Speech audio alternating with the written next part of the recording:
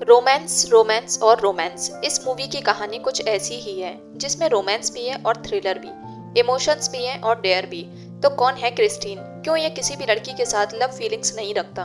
कैसे एना ने इसे अपनी तरफ अट्रैक्ट किया? क्या है इन दोनों की डेयर और रोमांस से भरी कहानी? आइए जानते हैं। लेकिन मूवी में आगे बढ़ने से पहले जी हाँ, मूवी को लाइक और चैनल को सब्सक्राइब करके बेल आइकन को प्रेस कर लें। तो दोस्तों, मूवी की स्टार्ट में हम एना नाम की एक 21 साल की लड़की को देखते हैं जो कि इंग्लिश लिटरेचर की स्टूडेंट थी और अपनी रूममेट केट के साथ रहती थी। केट कॉलेज के न्यूज़पेपर्स के लिए आर्टिकल्स लिखने का काम करती थी और आज इसे बड़े रईस कामयाब बिजनेसमैन का इंटरव्यू लेने जाना था, पर तबीयत खराब होने की वजह से ये अपनी जगह एना को भेज देती है। एना जिस शख्स का इंटरव्यू लेने जाती है उसका नाम होता है क्रिस्टीन, जो कि हमारी मूवी का मेन कैरेक्टर है, जिसने महज 27 साल की उम्र में ऊंचा मुकाम हासिल कर लिया था। इसलिए एना इसके सामने काफी नर्वस फील करती है और केट के दिए गए सवालों को पूछने लगती है और कहती है कि क्या आप गे हैं? इस पर क्रिस्टीन ना में जवाब देता है। एना कहती है कि यहाँ जो लिखा है मैंने बस वही पूछा है।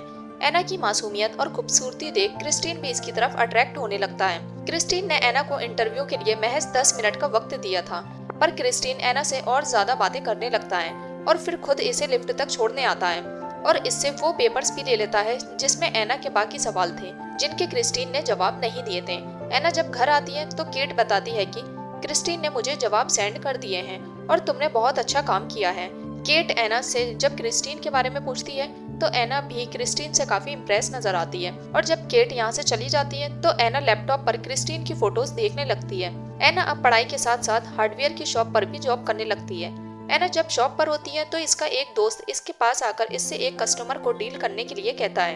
एना जब इस कस्टमर के पास जाती है तो ये कोई और नहीं बल्कि क्रिस्टीन ही होता है। एना क्रिस्टीन को देख थोड़ा शॉक और थोड़ा खुश होती है और फिर इसकी मदद करने लगती है। खरीदारी करने के बाद क्रिस्टीन जाते वक्त एना को अपना कार्ड देता है क्योंकि इन्हें अभी केट के प्रोजेक्ट के लिए कुछ फोटोज वगैरह क्लिक करनी थी। इसके बाद क्रिस्टीन का फोटो सेशन रखा जाता है और फिर क्रिस्टीन एना को लेकर कॉफी शॉप में आ जाता है। यहाँ दोनों काफी सारी बातें करते हैं और बातों के दौरान क्रिस्टीन को एहसास होता है कि एना बहुत मासूम और नेक दिल है, इसलिए ये इसके साथ किसी भी तरह का रिश्ता रखने से मना कर देता है। ये सुन एना क्रिस्टीन से पूछती है कि क्या तुम्हारी गर्लफ्रेंड है? इस पर क्रिस्टीन कहता है कि मुझे गर्लफ्रेंड बॉयफ्रेंड के कॉन्सेप्ट पर यकीन नहीं है। साथ ही ये भी कहता है कि मैं तुम्हारे लिए राइट चॉइस नहीं हूँ। इसके बाद एना यहाँ से चली जाती है और रात को एना केट के साथ तैयार होकर पार्टी में जा ही रही होती है कि इतने में क्रिस्टीन का पार्सल आता है जिसमें एक रोमांटिक नोट और कुछ खास बुक्स थी, जिन्हें देख एना की खुशी का ठिकाना नहीं रहता और फिर ये केट के साथ पार्टी में आ जाती है। यहाँ एना काफी ज्यादा ड्रिंक कर लेती है और ड्रंक हालत में क्रिस्टीन को कॉल कर उससे बहकी बहकी बातें करने लगती है। एना की बातें सुन क्रिस्टीन भी समझ जाता है कि एना ड्रंक है, इसलिए ये इसे यहीं रुकने का कहकर इसे लेने आने लगता है। पर क्रिस्टीन के आने से पहले ही एक लड़का एना के पास आकर उसे किस करने की कोशिश करता है, लेकिन इतने में क्रिस्टीन आकर एना को बचा लेता है और अपने भाई क्रिस को केट के पास छोड़कर खुद एना के साथ एक होटल में आ जाता है। सुबह जब एना की आंख खुलती है तो वो होटल रूम में होती है।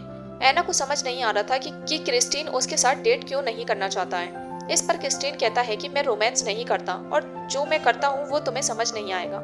एना कहती है कि तुम मुझे समझाओ, मैं समझ जाऊंगी। क्रिस्टीन एना के करीब आता है लेकिन फिर बिना कुछ किए ही उससे दूर चला जाता है और कहता है कि मैं तुम्हारे तब तक करीब नहीं आऊंगा जब तक तुम मुझे परमिशन नहीं दोगी और इसके लिए तुम्हें एक कॉन्ट्रैक्ट साइन करना होगा। ये सुन एना को कुछ समझ नहीं आता कि आखिर लव रिलेशन स्टार्ट करने के लिए कॉन्ट्रैक्ट की क्या जरूरत। खैर दोनों अपने जॉब के लिए निकल जाते हैं और जब एक साथ लिफ्ट में होते हैं तो क्रिस्टीन रोमांटिक मूड में आ जाता है और दोनों एक रोमांटिक किस शेयर करते हैं और दोनों को एक दूसरे का साथ काफी अच्छा लगता है। यहाँ से दोनों घर आ जाते हैं और ये देख हैरान रह जाते हैं कि क्रिस्टीन का भाई क्रिस एना की दोस्त के साथ इंटीमेट हो रहा है और ये दोनों इनके सामने भी रोमांस करते हैं। जाने से पहले क्रिस्टीन एना को प्यार भरे अंदाज में बाय बोलता है और कहता है कि आज शाम को हम दोनों मिल रहे हैं। एना भी शाम का बेसब्री से इंतजार करने लगती है। रात को एना जब अपनी जॉब खत्म करके बाहर निकलती है तो बाहर क्रिस्टीन ने उसके लिए गाड़ी भेजी होती है। ड्राइवर एना को लेकर क्रिस्टीन के पास आता है और फिर क्रिस्टीन एना को अपने प्राइवेट जेट में बैठाकर दूसरी सिटी में ले जाता है। यहाँ क्रिस्टीन का घर बना हुआ था जो काफी शानदार था। क्रिस्टीन एना को अपने कॉन्ट्रैक्ट पेपर्स दिखाता है जिसमें काफी सारी शर्तें थीं, जिनमें से एक ये भी थी कि एना कभी भी इस रिलेशन के बारे में किसी को नहीं बताएगी। साथ ही ये इसे कहता है कि तुम मेरे बारे में दो बातें अच्छे से याद कर लो। पहला, तो मैं किसी से प्यार नहीं करता, बस लड़कियों के फिजिकली क्लोज आता हूँ। और दूसरी बात बताने के लिए ये उसे अपने एक खास रूम में ले जाता है जहाँ बहुत सारे BDSM टॉयज रखे हुए थे। क्रिस्टीन एना से कहता है कि मैं एक डोमिनेंट हूँ जो लड़की मेरे सामने खुद को सरेंडर कर देती है, मैं उसी के साथ ये सब करता हूँ। एना इन टॉयज को देख काफी हैरान रह जाती है और कहती है कि कोई लड़की ऐसा क्यों करेगी।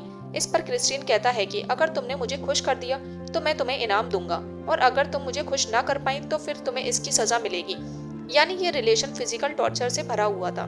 क्रिस्टीन यहाँ से एना को एक रूम में ले जाता है और कहता है कि अगर तुम मेरे साथ रह पाई तो फिर ये कमरा तुम्हारा होगा, जो काफी अमेजिंग था। एना पूछती है कि क्या हम दोनों इसी कमरे में साथ सोया करेंगे। इस पर क्रिस्टीन जवाब देता है कि मैं आज तक किसी के साथ नहीं सोया, बस हम दोनों फिजिकल रिलेशन बनाएंगे और उसके बाद अलग अलग कमरे में सोएंगे। क्रिस्टीन एना को समझाता है कि तुम नॉर्मल रिलेशन को कंपेयर करके ही इस रिलेशनशिप में आना। और यहाँ खुलासा होता है कि एना वर्जिन है, यानी वो आज तक किसी भी लड़के के क्लोज नहीं गई थी। ये सुन क्रिस्टीन को एना का ये मासूम बर्ताव बहुत पसंद आता है और ये एना को किस कर लेता है। इसके बाद दोनों रूम में जाते हैं और रोमांटिक तरीके से एक दूसरे के करीब आकर इंटीमेट होने लगते हैं। और पहली बार एना किसी लड़के के क्लोज आती है और दोनों इस मोमेंट को काफी इंजॉय करते हैं। लेकिन आधी रात को जब एना की नींद खुलती है तो बेड पर क्रिस्टीन नहीं होता, बल्कि वो पियानो बजा रहा होता है।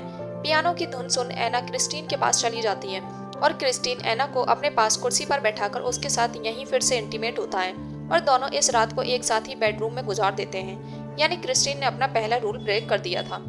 सुबह दोनों एक साथ बात लेते हैं और इस हसीन सुबह की शुरुआत रोमांटिक मूड से करते हैं। क्रिस्टीन एना से कहता है कि क्या तुम मुझ पर भरोसा करती हो। इस पर एना हाँ में जवाब देती है और फिर क्रिस्टीन एना के हाथ बांध देता है और उसे बेड पर लेटाकर उसके साथ रोमांस कर ही रहा होता है कि तभी इसे अपनी माँ की आवाज सुनाई देती है।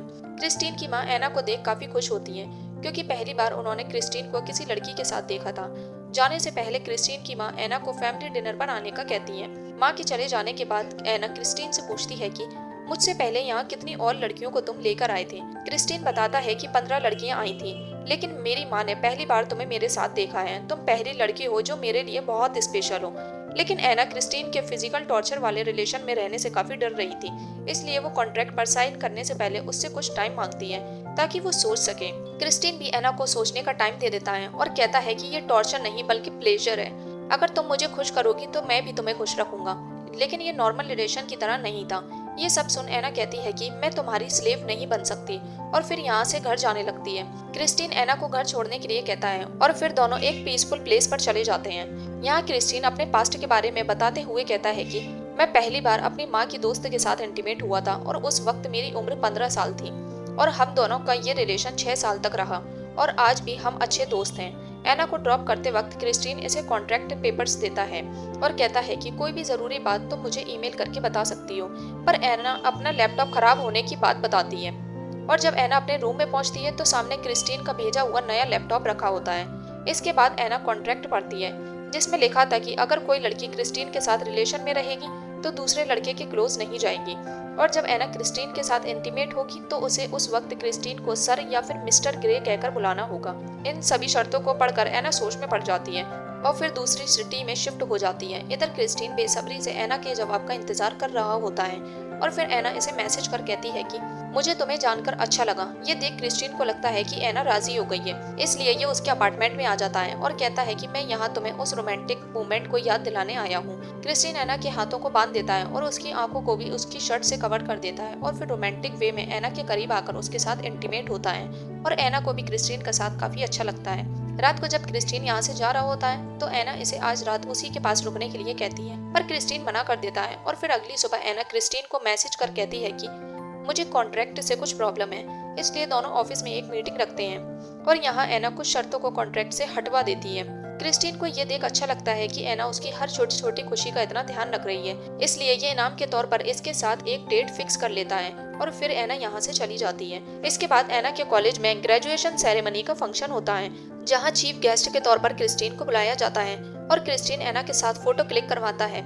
ये पहली बार था जब क्रिस्टीन ने किसी लड़की के साथ फोटो खिंचवाया था। इसके बाद क्रिस्टीन एना के साथ उसके अपार्टमेंट में जाता है और यहाँ क्रिस्टीन एना को गिफ्ट में एक कार देता है, लेकिन जब एना कार लेने से मना कर देती है तो क्रिस्टीन इसे सजा देता है और फिर किस करके यहाँ से चला जाता है। एना इस टॉक्सिक रिलेशन को देख काफी इमोशनल हो जाती है और अपनी माँ से बात करते हुए रोने लगती है। अगले दिन एना क्रिस्टीन के घर आती है और आज इनका पेपर वर्क कंप्लीट हो जाता है, यानी अब दोनों ऑफिशियली रिलेशन में आ गए थे। क्रिस्टीन एना को लेकर प्ले रूम में आता है और इसे अपनी शर्तों और मर्जी के मुताबिक अपनी स्लेव बनाकर इसके साथ फिजिकल रिलेशन बनाता है और कॉन्ट्रैक्ट के मुताबिक एना इसे रोक नहीं पाती और क्रिस्टीन के कहने के मुताबिक एना को भी इससे प्लेजर मिलता है। रात में एना क्रिस्टीन के साथ उसके घर जाती है और पूरी फैमिली के साथ बैठकर डिनर करती है। इसी बीच एना कहती है कि मैं अपनी माँ से मिलने जा रही हूँ। ये बात एना ने क्रिस्टीन को नहीं बताई थी, इसलिए क्रिस्टीन एना को बाहर लाकर उससे झगड़ने लगता है। एना इससे कहती है कि हम दोनों नॉर्मल रिलेशनशिप में क्यों नहीं रह सकते, मैं तुमसे खुलकर बात करना चाहती हूँ। क्रिस्टीन अब भी एना को अपने पास्ट के बारे में सच नहीं बताता और फिर जब रात को एना सो रही होती है तो ये इसके पास आकर इससे बात करते हुए कहता है कि मेरी रियल माँ प्रोस्टिट्यूट और ड्रग एडिक्ट थी। उनकी डेथ के बाद मुझे एक कपल ने अडॉप्ट कर लिया था और फिर मिस रॉबिन्सन ने मेरा गलत फायदा उठाया, मेरे साथ गलत काम किया। यही वजह थी कि क्रिस्टीन इस तरह का बिहेवियर रखता था। उसे दूसरों को चोट पहुंचाकर प्लेजर मिलता था और वो अपना गुस्सा फिजिकल रिलेशन के दौरान निकालता था। हालांकि क्रिस्टीन इस सब से बाहर निकलना चाहता था और उसे सिर्फ एना ही ठीक कर सकती थी। क्रिस्टीन एना को उसकी माँ से मिलने के लिए भेज देता है और एना अपनी फैमिली के साथ काफी खुश होती है और क्रिस्टीन को मैसेज कर कहती है कि मैं तुम्हें बहुत मिस कर रही हूँ। लेकिन क्रिस्टीन बताता है कि मैं मिस रॉबिन्सन के साथ डेट पर जा रहा हूँ। क्रिस्टीन भी एना के बिना नहीं रह पा रहा था, इसलिए ये इससे मिलने चला जाता है और दोनों बहुत अच्छा वक्त साथ गुजारते हैं। लेकिन फिर क्रिस्टीन किसी काम के सिलसिले में यहाँ से अपने घर आ जाता है और जब एना क्रिस्टीन के पास आती है तो क्रिस्टीन काफी स्ट्रेस होता है। ये एना को प्ले रूम में ले जाता है और उसे फिजिकल टॉर्चर कर अपना सारा स्ट्रेस निकाल देता है। इससे एना काफी टूट जाती है और बाद में क्रिस्टीन से कहती है कि मुझे नॉर्मल रिलेशन चाहिए, लेकिन क्रिस्टीन को इसी चीज में एंजॉयमेंट मिलती थी। क्रिस्टीन कहता है कि अगर मैंने तुम्हें इस सब का रीजन बता दिया तो तुम मेरे साथ नहीं रहोगी और अब मैं तुम्हें खुद से अलग नहीं होने दूंगा। एना जब बहुत ज्यादा सवाल करने लगती तो क्रिस्टीन इसे सजा देने की धमकी देता है और एना भी पनिश करने के लिए कहती है। क्रिस्टीन एना को प्ले रूम में ले जाकर बेल्ट से मारता है और एना रोते हुए यहाँ से अपने रूम में चली जाती है। कुछ देर बाद क्रिस्टीन एना के पास आकर उससे माफी मांगता है और एना कहती है कि मुझे तुमसे प्यार हो गया है और मैं तुम्हारे साथ नॉर्मल रिलेशन चाहती हूँ। पर क्रिस्टीन अब भी अपनी आदतों को बदलना नहीं चाहता था, इसलिए अगली सुबह एना क्रिस्टीन का सामान देकर उसे छोड़कर चली जाती है और इसी इमोशनल मूवमेंट के साथ मूवी यहीं खत्म हो जाती है। तो दोस्तों, कैसी लगी आपको ये अग्रेसिव लव स्टोरी? क्या आप इसका सेकंड पार्ट देखना चाहेंगे? कमेंट में जरूर बताएं। वीडियो पसंद आई हो तो वीडियो को लाइक शेयर करके चैनल को सब्सक्राइब करना बिल्कुल ना भूलें और हाँ, नोटिफिकेशन पाने के लिए bell icon. Thanks for watching.